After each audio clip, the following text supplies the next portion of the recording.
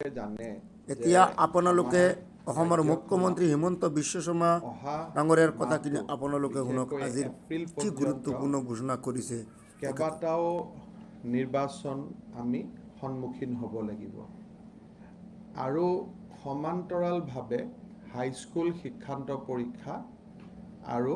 Higher secondary পৰীক্ষাও অনুষ্ঠিত হ'ব তাৰ পৰিপ্ৰেক্ষিতত 15 ফেব্ৰুৱাৰীৰ পৰা কোভিড সংক্ৰান্তীয় যিমানবোৰ ৰেষ্ট্ৰিকশ্যন আছিলে সেই গোটেইবোৰ ৰেষ্ট্ৰিকশ্যন আমি প্ৰত্যাহাৰ কৰিবলৈ সিদ্ধান্ত লৈছোঁ from 15 February there will be no curfew and life will be normal except masks আৰু sanitizer এই দুটাক বাদ দি যিমানখিনি আমি কোভিডৰ ওপৰত ৰেষ্ট্ৰিকশ্যন আছে গোটেইখিনি আমি 15 ফেব্ৰুৱাৰীৰ পৰা উইথড্ৰ কৰাৰ বাবে সিদ্ধান্ত লৈছোঁ সিনেমা হলৰ পৰা মললৈকে গোটেইখিনি উইথড্ৰ হ'ব খালি ইয়াত দুটা পইণ্ট থাকিব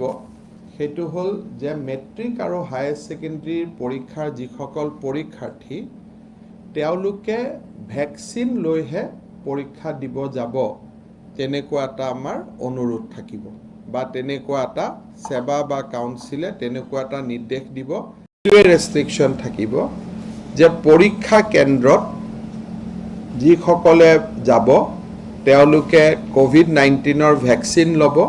আৰু এই ভেকচিনটো অলপ সোনকালে ল'ব লাগে যাতে মেট্ৰিক আৰু হায়াৰ সেকেন্ডাৰী পৰীক্ষালৈকে দুটা ড'জ সম্পূৰ্ণ হয় এটা কোনোবাই ক'ব ভ্যাকসিন নিদিলে পৰীক্ষা দিব নিদিব নেকি আমি let us not discuss negative things যে কোনেও নলব বুলি আমি ভাবিব নালাগে আমি ভাবিম যে সবেই লব কিন্তু নললে কি হ'ব সেই কথাটো আমি 1.5 মাহ পিছত 2 মাহ পিছত আলোচনা কৰিম মেট্ৰিকৰ 10 দিন আগত আলোচনা কৰিম সেই পইণ্টলৈকে এতিয়া আমি যাব খোজা নাই দ্বিতীয়তে এইবাৰ আমি এটা সিদ্ধান্ত লৈছো যে কোভিডৰ ওপৰত ৰেষ্ট্ৰিকশ্যন উঠি যাব 11টা 12টা এটা কোনো ধৰণৰ কাৰফিউ নাথাকিব কিন্তু কোনোবাই যদি সভা সমিতিত আহে সেইটো ডাবল ড'জ ভ্যাকচিনেশনত থাকিব লাগিব সিনেমা হলত যদি কোনোবাই আমি যেটো 100% সিনেমা হল এৰি দিম যে 100% মানুহ সিনেমা চাব পাৰিব সিনেমা হলত সেই সকল ব্যক্তি আহিব যাৰ 100 ড'জ মানে দুইটা ড'জৰ ভ্যাকচিনছ আছে আৰু কোনোবাই বিয়া বাৰু বলে গুটে ৰাতি আমি বিয়া পাতিব খুইছো গুটে ৰাতি বিয়া বাৰু পাতিব পাৰিব কিন্তু কন্ডিশন এটো থাকিব যে তেওঁলোক সেকেন্ড ড'জ ভ্যাকচিন হ'ব লাগিব গেষ্ট খিনি গতিকে দ্বিতীয় ড'জ ভ্যাকচিন সাপেক্ষে আমি সকলো বিলাক ৰেষ্ট্ৰিকশ্যন আমি উইথড্ৰ কৰিব খুজিছো from 15 ফেব্ৰুৱাৰী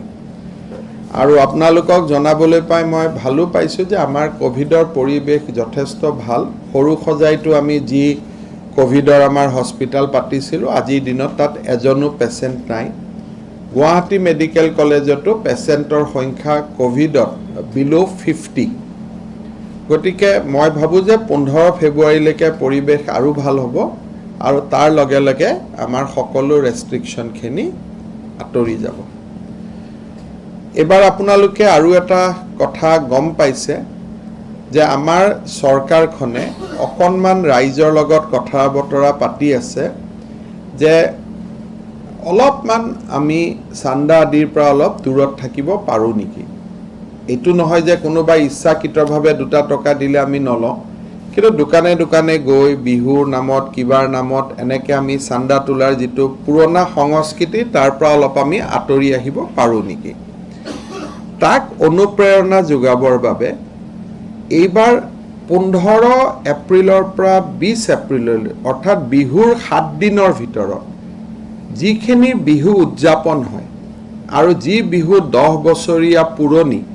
সেই গোটেই কেইখন বিহুকে ৰাজ্য চৰকাৰে 1.5 লাখ টকাকৈ আৰ্থিক সাহায্য দিব বিহু সমিতি বিলাকক আমি ৰাজ্য চৰকাৰে 1.5 লাখ টকাকৈ দিম কিন্তু দুটা কন্ডিশন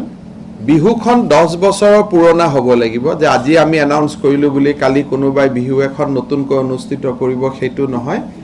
বিহুখন 10 বছৰৰ পুৰণি হ'ব লাগিব আৰু বহাগী বিদায় আদিক আমি ইয়াত আনা নাই 1 এপ্ৰিলৰ পৰা 7 দিনৰ ভিতৰত যি বিহু অনুষ্ঠিত হয় এইবাৰ অনুষ্ঠিত কৰিলে নহয় সচৰাচৰ যি ডিচি সকলৰ পৰা আমি ডেটা লৈ লৈছোঁ যি সদায় প্ৰথম 1 তাৰিখৰ পৰা 7 তাৰিখৰ ভিতৰত বিহু পাতে 1 বহাগৰ পৰা 7 বহাগৰ ভিতৰত যি সকলে বিহু সদায় পাতি আহিছে এইবাৰ বোলে 9 বহাগত পাতি আছো চৰকাৰে কিবা এটা দিব বুলি 7 বহাগ কৰি লৈছো এটো নহয় যাৰ যিটো পৰম্পৰা আছে 1 তাৰিখৰ পৰা 7 বহাগৰ ভিতৰত বিহু অনুষ্ঠিত কৰা সেই সকল বিহু ৰাজ্য চৰকাৰে 1.5 লাখ টকাকৈ একোটা আৰ্থিক সাহায্য আগবঢ়াব যাতে আমাৰ বাপতি খাহুন বিহুটো চৰকাৰ আৰু স্থানীয় ৰাইজৰ সহযোগত আমি উদযাপন কৰিব পাৰোঁ আৰু কোনো ধৰণে কোনো মানুহৰ বিশেষকৈ ব্যৱসায়ী সকলৰ মূৰত এই কোভিডৰ সময়ত তেওঁলোকে বহুত কষ্টত আছে তেওঁলোকৰ ওপৰত যাতে কোনো ধৰণৰ চান্দাৰ ভাৰ নপৰে আমি ব্যৱসায়ী সকলক ক্ষুদ্ৰ ব্যৱসায়ী সকলক কোভিডত বহুত বেছি সহায় কৰিব পৰা নাই পিএম স্বনিধি দিয়া হৈছে যিখিনি পাৰা আমি চেষ্টা কৰি আছো যে এইখিনি আমি দিম কিন্তু কোভিড চলি আছে ইমান দিন কারফিউ হল এতিয়া বিহু বহাগী বিদায় যদি বুলি ব্যৱসায়ী সকলৰ ওপৰত যদি আমি এটা আৰম্ভ কৰি দিও তেতিয়ালে বিজনেছটো আমি ঘূৰাই আনিব নোৱাৰি হেকাৰণে সকলোৰে পৰিয়ালত যেহেতু ক্ষুদ্ৰ ব্যৱসায়ী কৰা মানুহ আছে সকলোৰে পৰিয়ালত যেহেতু কোনোবা নহয় কোনোবা মানুহ কোনোবা ব্যৱসায়িক দোকানত কাম কৰে এইবাৰ মই বিশেষকৈ অসমৰ ৰাইজক ব্যৱসায়িক সকলক মৰমৰ দৃষ্টিৰে চাবলৈ অনুৰোধ কৰিছো কাৰণ আমি ইকনমিটো ৰিভাইভ কৰিব লাগিব আৰু তাৰ কাৰণে ৰাজ্য চৰকাৰে এই সহায় আগবঢ়াইছে আৰু মই ভাবো যে আমি বিহু ভালকৈ পাতিম আৰু সাংস্কৃতিক শিল্পী সকলৰ যেহেতু বহুত ক্ষতি হৈছে এবাৰ বিহু আমি উদযাপনৰ অনুমতি দিছো যে কোভিড বুলি কোনো বিহুৰ ওপৰত একো ৰেষ্ট্ৰিকশন নাই কিন্তু সকলো বিহু আইন শৃংখলাৰ দৃষ্টিভংগীৰ পৰা আমি এটা লাষ্ট সময় দিম যে 1টা বজাত শেষ হৈ যাব লাগে 2টা বজাত শেষ হৈ যাব লাগে বিহু কমিটিৰ সকলৰ লগত আলোচনা কৰি ডিসি আৰু এসপি এটা নিৰ্ধাৰিত সময় ঠিক কৰিব যে এইটো সময়ত শেষ হৈ যাব যাতে আইন শৃংখলা জনিত পৰিবেশ সৃষ্টি নহয় পুলিশেও যেহেতু বিভিন্ন কাম কৰি আছে ভুল বুজাবুজি যাতে নহয় সেইটো কাৰণে তৃতীয় এটা সৰু বিষয় আছে যে আমাৰ যেহেতু গোটেই এপ্ৰিল মাহটো 2 এদিনতে ইলেকশন কমিশনে পৌৰ নিগমৰ ইলেকশন ঘোষণা কৰিব it may B A matter of days with 10 তাৰিখৰ আগতে ডেফিনেটলি তেওঁলোকে নিৰ্বাচন ঘোষণা কৰিব কাৰণ হাই কোৰ্টত আমাৰ শপতনামা আছে যে আমি ইলেকশন পাতিম তাৰ সমান্তৰালভাৱে মাজুলীত ইলেকশন ইতিমধ্যে নিৰ্বাচনী আয়োগে ঘোষণা কৰিছে তাৰ লগে লগে এপ্ৰিল মাহত আমি গুৱাহাটী পৌৰ নিগমৰ ইলেকশন পাতিম আৰু এপ্ৰিল মাহতে সমান্তৰালভাৱে কাৰ্বি আলং স্বায়ত্তশাসিত পৰিষদৰ নিৰ্বাচন অনুষ্ঠিত হ'ব গতিকে একে লেঠাৰিয়ে বহাগ বিহু হ'ব 4টাকৈ ইলেকশন হ'ব এই গোটেই বিলাকৰ পটভূমিত মই ৰাজ্যবাসীক এটাই অনুৰোধ কৰিম যাতে ডাবল ভ্যাকসিনেশনটো তেওঁলোকে কৰি লয় আৰু যিসকলে বুষ্টাৰ ডোজ পাব যোগ্য তেওঁলোকে যাতে বুষ্টাৰ ডোজটো লৈ লয় তাৰ বাদে চৰকাৰৰ পৰা বাকি কোনো ৰেষ্ট্ৰিকশন নাথাকিব school college LP school ME school সকলো উইথ এফেক্ট ফ্ৰম 15 ফেব্ৰুৱাৰী খুলি যাব গোটেই বোৰ্ডিং স্কুল বিলাকো খুলি যাব খালি ভ্যাকসিন লৈ আহিব যোন ভ্যাকসিন ল'ব যোগ্য আৰু যিখিনি কোভিডৰ সাৱধানতা সেইখিনি অৱলম্বন কৰিব এতিয়া মই শেষত মই এটা সৰু কেইটামান কথা ক'ব খুজিছো আপোনালোকৰ উপস্থিতিৰ সুবিধা লৈ যেহেতু আমাৰ পৌৰ নিগমৰ ইলেকশন অনুষ্ঠিত হ'ব এইবাৰ আমি সাধাৰণতে চৰকাৰৰ যিমান বৰঙনি থাকে অনুদান থাকে গ্ৰান্ট থাকে কম্পাৰেটিভলি টাউনবিলাকত টকা পইচা আমি কম দিওঁ, গাঁওবিলাকত বেছি পইচা দিয়া যায়। আৰু এনৰেগা ধৰণৰ আঁচনি চলি থকাৰ কাৰণে গাঁৱত সাধাৰণতে চৰকাৰৰ স্কিমবিলাক বেছি থাকে আৰু যোগ্যভাৱেই থাকে, কাৰণ মেক্সিমাম দুখীয়া মানুহ গাঁৱত বাস কৰে। কিন্তু আধুনিক অসমখন যিখন নিৰ্মাণৰ কামত আমি ব্ৰতী হৈছোঁ, সেই যদি আধুনিক অসমখন আমি পাব লাগে, তেতিয়াহ'লে আমাৰ চহৰবিলাকৰ চেহেৰাবিলাক দ্ৰুত গতিত বদলি হ'ব লাগিব। Urbanisation definitely help in reduction of poverty, আৰু আৰবানাইজেশ্যন যিমানেই বাঢ়িব সিমানে দেশত অৰ্থনীতি গ্ৰ' কৰিব। যদি ভাৰতবৰ্ষৰ গোটেইকেইখন আপোনালোকে অগ্ৰণী ৰাজ্য চাই, তেতিয়াহ'লে দেখিব যে ৰুৰেল আৰু urban is not 80-20, it is almost 50-50 অৰ 60-40। কিন্তু অসমত আমি টাউনবিলাক উন্নত কৰিব নোৱাৰা বাবে বা ইনফ্ৰাষ্ট্ৰাকচাৰ আমি বৃদ্ধি কৰিব নোৱাৰা বাবে আমি টাউনবিলাকক বহুত দূৰ আমি আগুৱাই লৈ যাব পৰা নাই। এইবাৰ আমি কেইটামান সিদ্ধান্ত লৈছোঁ, বহুত থাম ৰুল, এইবাৰ বাজেটত এটা ৰিফ্লেকশ্যন থাকিব। এটা হৈছে যে প্ৰত্যেকখন চহৰত যিটো আমাৰ ডিষ্ট্ৰিক্ট অফিচ, জিলা কাৰ্যালয়, উপায়ুক্তৰ কাৰ্যালয়, সেইটো আমাৰ ইণ্টিগ্ৰেটেড হ'ব। সৰু সৰু যিমান আপোনালোকে অফিচ দেখে, গোটেইবিলাক এটা জেগালৈকে শ্বিফ্ট হ'ব। হোৱাৰ লগে লগে তাত পাৰ্কিঙৰ ফেচিলিটি থাকিব, আৰু গোটেই চহৰখনত বিভিন্ন কাৰ্যালয়ৰ নামত যিমান যান জঁট হৈ থাকে, চবৰ সন্মুখতে গাড়ী থাকে, এই গোটেইবিলাক আমি ৰক্ষা কৰিম। আৰু যিবিলাক স্থান মুকলি হৈ যাব, ধৰক মই আজি যোৰহাটতে গৈছিলোঁ, যোৰহাটত গ'লে দেখা পাওঁ বিভিন্ন অফিচ জড়িত হৈ আছে। এতিয়া যদি আমি যোৰহাটত এটা খুব ডাঙৰ ডিচি কোৰ্ট বনাব পাৰোঁ, আমাৰ আমিন গাঁৱৰ দৰে, য'ত সকলো অফিচ আহিব, সৰু সৰু অফিচবিলাকৰ মাটিবিলাক মুকলি হৈ গ'ল। এই মাটিবিলাকত, মুকলি হোৱা মাটিবিলাকত আমি কিছুমান আৰবান ইনফ্ৰাষ্ট্ৰাকচাৰ বনাব খোজোঁ। এটা আৰবান ইনফ্ৰাষ্ট্ৰাকচাৰ হৈছে যে আমি সকলো জেগাতে ইণ্টিগ্ৰেটেড ডিচি অফিচৰ লগতে আমি একোখন আটক ধুনীয়া ষ্টেডিয়াম বনাব খোজোঁ। আৰু ইতিমধ্যে 10টা ষ্টেডিয়াম আমি মঞ্জুৰি কৰিছোঁ। আৰু এইকেইদিন মোক আপোনালোকে ডিব্ৰুগড় তিনিচুকীয়া যাওঁতে দেখিছে যে মই ষ্টেডিয়ামবিলাক বেছিকৈ চাব গৈছোঁ। এইবাৰ বাজেটত তাৰ এটা ৰিফ্লেকশ্যন থাকিব। ভাৰত চৰকাৰৰ অমৃত আঁচনিৰ সহায় লৈ আমি সময় থাকোঁতেই টাউনবিলাকত আমি পানী যোগান প্ৰকল্পবিলাক আমি শেষ কৰিব খুজিছোঁ, যাতে আমাৰ, আৰু তাৰ কাৰণে ভাৰত চৰকাৰে আমাক টকা পইচা দিব। সকলো জিলাতে আমি জিলা হেডকোৱাৰ্টাৰত 1000 মানুহ বহিব পৰা এটা আমি আটক ধুনীয়া অডিটৰিয়াম বনাব খুজিছোঁ। আৰু এইবাৰ বাজেটত তাৰ আপোনালোকে ৰিফ্লেকশ্যন পাব। আৰু সৰু সৰু টাউনবিলাকত 500 মানুহ বহি অনুষ্ঠান উপভোগ কৰিব পৰা আমি এটা অডিটৰিয়াম কৰিব খুজিছোঁ। এটা ডাঙৰ কাম আমি হাতত ল'ব খুজিছোঁ ইনষ্টিটিউচনেলি, ছিষ্টেমেটিকেলি, সেইটো যে টাউনৰ ভিতৰৰ পৰা জেলবিলাক আমি উঠাই লৈ যাব খুজিছোঁ। It might take 4 years time, কিন্তু জেলখন উঠাই যোৱাৰ লগে লগে প্ৰত্যেক জেগাতে 50 বিঘাৰ পৰা 100 বিঘা মাটিৰ এখন আমি পাৰ্ক পাই যাম। আৰু এইখিনিৰ কাৰণে অলৰেডি আমি মানসিকভাৱে সাজু হৈ লৈছোঁ যে আমি জেলবিলাক টাউনৰ মাজৰ পৰা আমি উঠাই লৈ যাম। নগাঁৱত চাব, মৰিগাঁৱত চাব, যোৰহাট, ডিব্ৰুগড়, জেলৰ পৰা যদি আমি টাউনবিলাক আমি উঠাই লৈ যাওঁ, তেতিয়াহ'লে আমাৰ বহুতখিনি লাভ হ'ব। মিউনিচিপালিটিবিলাক চলিবৰ কাৰণে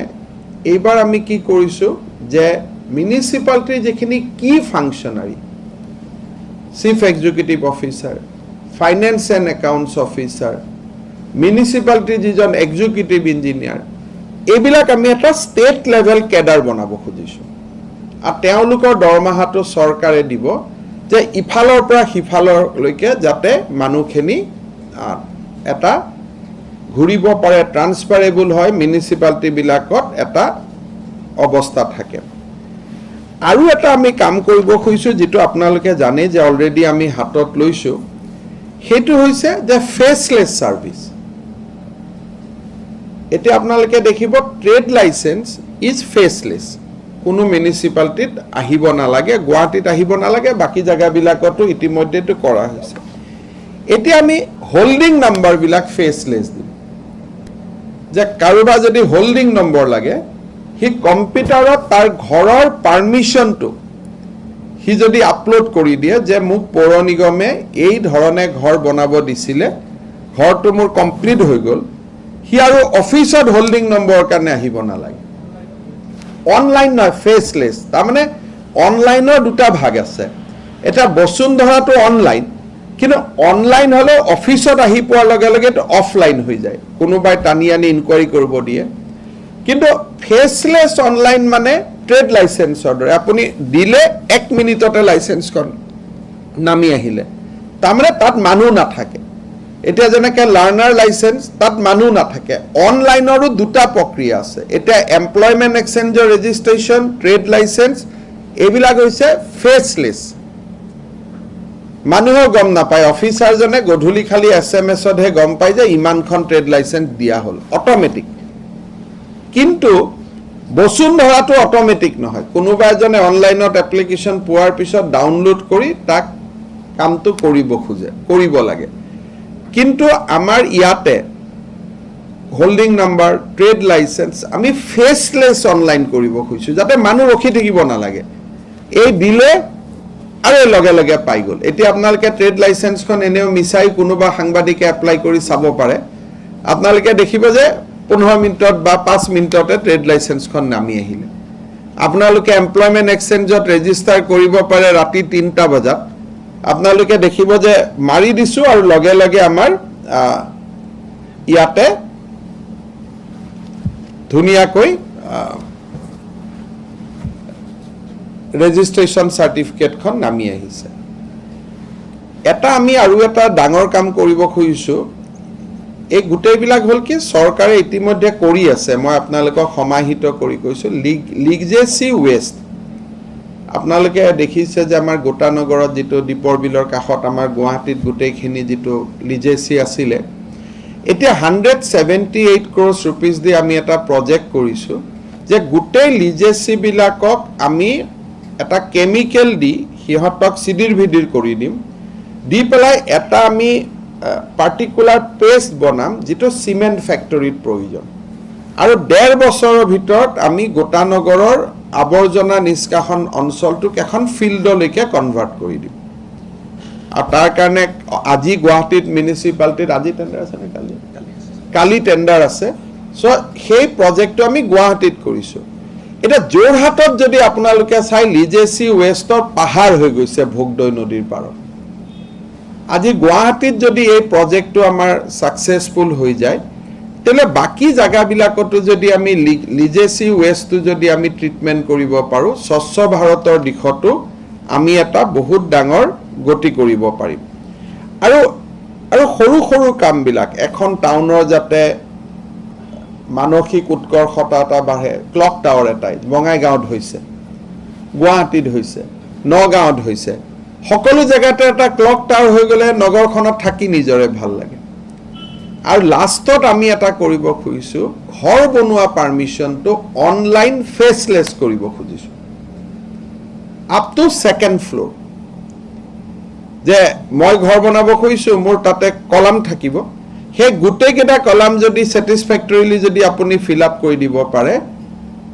ঘৰ বনোৱা বিল্ডিং পাৰ্মিশ্যনটো লগে লগে ওলাই গ'ল। এই কামখিনি হোৱাৰ লগে লগে আমাৰ কি হ'ব, এটা আৰবানাইজেশ্যনৰ এটা নতুন পৰিৱেশ এটা সৃষ্টি হ'ব। পেভাৰ্ছ ব্লক, ৰাস্তা চলি আছে, ছ'লাৰ লাইটৰ কাম চলি আছে, এইবিলাকো আমি চলাই লৈ গৈ থাকিম। এইবাৰৰ যিটো মিউনিচিপালিটি ইলেকশ্যন হ'ব, এই মিউনিচিপালিটি ইলেকশ্যনটো মোৰ ইচ্ছা আছিল যে পাৰ্টি বিহিত মিউনিচিপালিটি ইলেকশ্যন কৰা। AGP BJP নাথাকিব, যাতে কংগ্ৰেছ নাথাকিব, যাতে ভাল মানুহবিলাকে মিউনিচিপালিটিত আহি পেলাই তেওঁলোকে কণ্টেষ্ট কৰি টাউনখনক আগুৱাই লৈ যাব পাৰে। সময় কম হ'ল কাৰণে গোটেইকেইটা পলিটিকেল পাৰ্টিৰ লগত কথা পাতিব পৰা নগ'ল, কাৰণ এইটো এক্টত এমেণ্ডমেণ্ট লাগিব যে চিম্বল কোনেও নিদিয়ে। পঞ্চায়তত মই আজিৰ পৰাই আপোনালোকক কৈছোঁ যে এটা অসম জুৰি বিতৰ্ক হওক। গুজৰাটৰ দৰে বা বিভিন্ন ৰাজ্যত, মহাৰাষ্ট্ৰ আদিত চিম্বল নাথাকে, ইউপিটো চিম্বল নাই পঞ্চায়তত। আমি মহাত্মা গান্ধীৰ স্বপ্নৰ গাঁও পঞ্চায়তখন পাবৰ কাৰণে যদি তাত পলিটিকেল পাৰ্টি ইনভলভ নহয়, তেতিয়াহ'লে সমাজৰ আগৰণুৱা মানুহবিলাকে কণ্টেষ্ট কৰা আৰম্ভ কৰিব আৰু লাহে লাহে পৰিৱেশবিলাক এটা আমি নতুন এটা পৰিৱেশ আমি পাব পাৰিম। কিন্তু এইটো কোনো সিদ্ধান্ত নহয়, মই এটা ৰাজহুৱা বিতৰ্কৰ বাবেহে কৈছোঁ, কাৰণ গণতন্ত্ৰত মুখ্যমন্ত্ৰীয়ে ভাবিলে এইটো সিদ্ধান্ত নহয়, ৰাইজে এটা বিতৰ্ক কৰক। কিন্তু মোৰ পৌৰ নিগমতে এইটো ইচ্ছা আছিল, কিয় তথাপিতো যিহেতু এই কামটো এইবাৰ আমি কৰিব নোৱাৰিলোঁ, মই পৌৰ নিগমৰ ক্ষেত্ৰত আহ্বান জনাইছোঁ যে সকলো দল আৰু সকলো ইণ্ডিভিজুৱেল ভাল ভাল লোকসকল, যিসকল সমাজৰ প্ৰতি কমিটমেণ্ট আছে, তেওঁলোকে যাতে এইবাৰ পৌৰ নিগমৰ নিৰ্বাচনত অংশগ্ৰহণ কৰিবলৈ আগবাঢ়ি আহে। লাভ কি হ'ব? পৌৰ নিগমত ইমান টকা যায়, টেক্স কালেকশ্যনবিলাকৰ বিষয়ে ৰাইজে গম নাপায়, ৰাইজে ক'ত টকা খৰচ হ'ল গম নাপায়। প্ৰত্যেকখন পৌৰ নিগমে নিজৰ দায়িত্ব শেষ হোৱাৰ আগতে 12জন নতুন মানুহ নিযুক্তি দি দিয়ে, তেওঁলোকৰ দৰমহা ক'ৰ পৰা দিব কোনেও নাজানে। এই যিটো এটা অনিশ্চয়তাৰ পৰিৱেশ পৌৰ নিগমবিলাকত আছিল, আমি দল মত নিৰ্বিশেষে সকলো এইটো শেষ কৰিব লাগিব আৰু সমাজৰ সুচিন্তা কৰা মানুহসকলে, ব্যক্তিসকলে যদি এইবাৰ পৌৰ নিগম নিৰ্বাচনত অংশগ্ৰহণ কৰে, মই অত্যন্ত আনন্দিত হ'ম। আৰু মই বিজেপি, কংগ্ৰেছ, গণ পৰিষদ সকলোকে আহ্বান জনাম যে আপোনালোকে যাতে নিজৰ নগৰখনক আগবঢ়াই লৈ যাব পৰা সক্ষম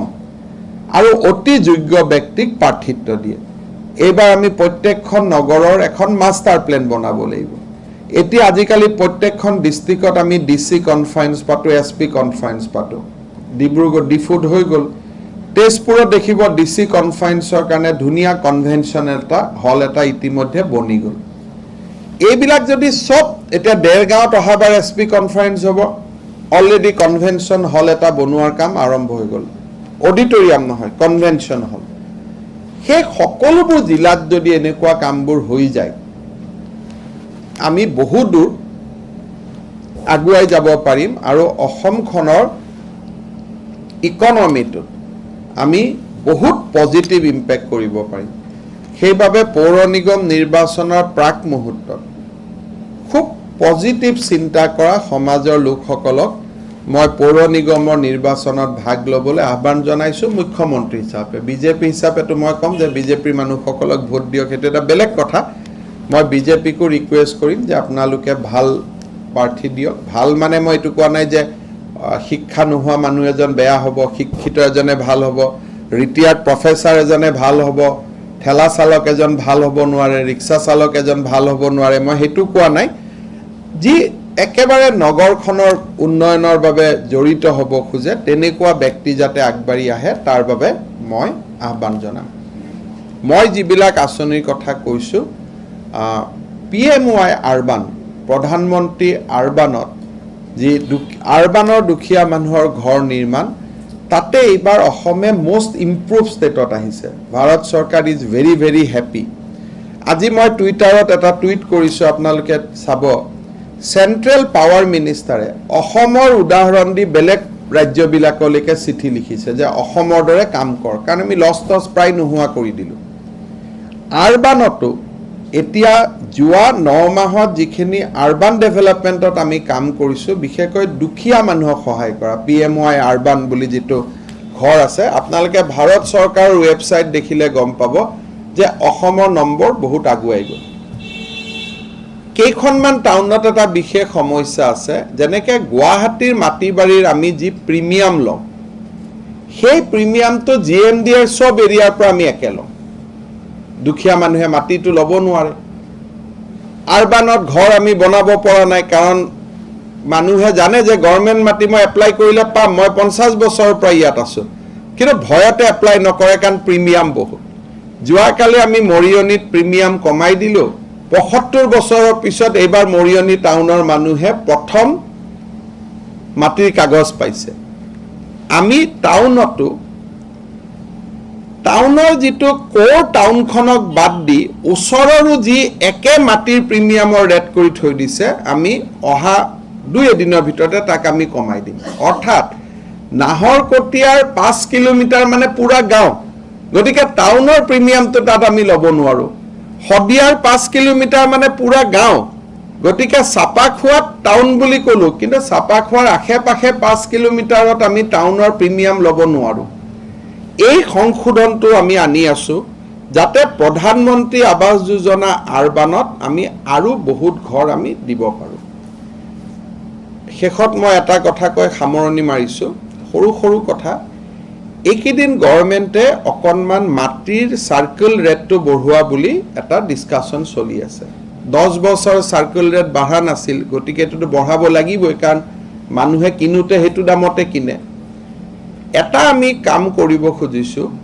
যে ধৰক মই আৰু অশোক সিংঘালৰ মাজত এটা মাটিৰ কিনা বেচা হৈছে ৰেভিনিউটোতো আমি চৰকাৰৰ চাৰ্কেল ৰেটত ল'ম কিন্তু আমি দুজনে কথা পাতি যদি কম দামতো মাটিখিনি ৰেজিষ্টাৰ কৰোঁ আমাৰ আপত্তি কৰিবলগীয়া একো নাই তাৰমানে যদি এক কথা মাটিৰ মূল্য গুৱাহাটীত 10 লাখ মই যদি ৰেজিষ্ট্ৰেশ্যনটো 6 লাখতো কৰোঁ তাত আমাৰ আপত্তি কৰিবলগীয়া একো নাই কিন্তু গভৰ্ণমেণ্টে খালি যিটো ষ্টাম্প ডিউটি সেইটো 10 লাখৰ ওপৰত ল'ব তাৰ ফলত যিবিলাক আমাৰ অসমীয়া মানুহে নিজৰ ভিতৰত মাটি বাৰী কিনিলে পৰিয়ালৰ ভিতৰত মাটি বাৰী কিনিলে অলপ কম দামত কিনে যদি একেবাৰে চাৰ্কেল ৰেটতে কিনিব লাগে বুলি কওঁ তেতিয়াহ'লে এইটো ব্যৱসায়ীসকলৰ বাদে সাধাৰণ মধ্যবিত্ত মানুহে কিনিব নোৱাৰিব সেইকাৰণে আমি সিদ্ধান্ত লৈছোঁ যে নেগোচিয়েটিং ৰেটত আপুনি মাটি কিনিব পাৰে চাৰ্কেল ৰেটৰ তলতো কিনিব পাৰে কিন্তু গভৰ্ণমেণ্টক ৰেভিনিউটো সেইটো দামতে দিব লাগিব আৰু এই ৰেটবিলাক বঢ়োৱাৰ মূল উদ্দেশ্য হ'ল কি গভৰ্ণমেণ্টে যেতিয়া মাটি অধিগ্ৰহণ কৰে কৃষকে খুব কম মূল্য পায় যদি গভৰ্ণমেণ্টৰ চাৰ্কেল ৰেটটো বাঢ়ি থাকে তেতিয়াহ'লে অধিগ্ৰহণ কৰিলে মানুহে এতিয়া ধৰক ইন্দ্ৰধনু গেছ লাইন চলি আছে নুমলীগড়ত ইমান গণ্ডগোল লাগিলে যে মাটিটো পাম নাপাম যদি চাৰ্কেল ৰেটবিলাক ভাল পালেহেঁতেন পাব্লিকে বেছি পইচা পালেহেঁতেন এতিয়া আমাক ডেভেলপমেণ্ট লাগে শিলচৰত এয়াৰপোৰ্ট হ'ব কৰবাত এয়াৰপোৰ্ট হ'ব বহুতবিলাক কাম আহিছে যাতে মানুহে মাটিৰ ভাল মূল্য পায় সেইকাৰণে আমি চাৰ্কেল ৰেটটো বঢ়াব লাগিব কিন্তু এইটো জৰুৰী নহয় যে কাৰোবাৰ টকা নাই বুলি তেওঁ মাটি কিনিব নোৱাৰিব তেওঁ যদি মাটিটো যি দামতে কিনিছে তেওঁ কিনিব পাৰিব খালি গভৰ্ণমেণ্টক ৰেভিনিউটো অন চাৰ্কেল ৰেট দিব লাগিব সো এইবিলাকে সমগ্ৰ মানুহক সকাহ দিব আৰু মই আশা কৰোঁ যে এই কাম কাজবিলাকে আমাক আগুৱাই লৈ যাব শেষত এটা পইণ্ট কওঁ আমি এটা কথা কৈছিলোঁ যে আমি ৰাইজৰ পৰা আমি ৰাজনৈতিক কৰ্মীসকল অফিচাৰসকলক প্ৰয়োজন নোহোৱা PSUবোৰ উইথড্ৰ কৰাৰ কাৰণে 762 PSU on the advise of security review committee আজিৰ দিনত উইথড্ৰ হৈছে আৰু বহুত বেছি কোনেও আপত্তিও কৰা নাই মই সকলোকে মোৰ ফালৰ পৰা ধন্যবাদ আৰু কৃতজ্ঞতা জনাইছোঁ অকল বিজেপি নহয় আন ৰাজনৈতিক দলৰো মানুহৰ পৰা PSUবিলাক আঁতৰিছে আৰু কোনেও বহুত বেছি আপত্তি কৰা নাই মই সকলোকে ৰাজ্যৰ মুখ্যমন্ত্ৰী হিচাপে ধন্যবাদ জনাইছোঁ আৰু আমাৰ যিসকল বিষয়া চৰকাৰী অধিবক্তা এনেকৈ যিবিলাক আৰু PSU আছে সেইবিলাকো আমি লাহে লাহে কমাই 2000 PSU আমি উলিয়াই লৈ আহিম যাতে 2টা বেটেলিয়ন আমাৰ কাৰ্যক্ষম হৈ যাব পাৰে এইখিনি মোৰ ক'ব লগা আছিল যদি খুব কমকৈ যদি কিবা ক'ব লগা আছিল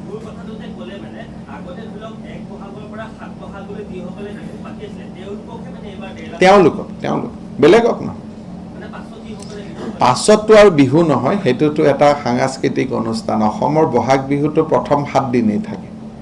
গতিকে 7 দিনৰ পিছৰখিনি নাম বহাগী বিদায় বহাগী উৎসৱ বেলেগ বেলেগ নাম হৈ যায় সেইটো আৰু বিহু হয়তো নাথাকে আৰু তেতিয়া হিন্দী গান টানো আহি যায় যি ৰেষ্ট্ৰিকশ্যন থাকে অকল বিহুৰ কেইদিনহে থাকে নহয় গোটেই অসমতে আমি দিম 1 বহাগৰ পৰা 7 বহাগলৈকে পৰম্পৰাগতভাৱে বিহু অনুষ্ঠিত কৰি অহা প্ৰতিটো উদযাপন সমিতিক আমি 1.5 লাখ টকা কৰি চৰকাৰৰ ফালৰ পৰা বৰঙণি আগবঢ়াম।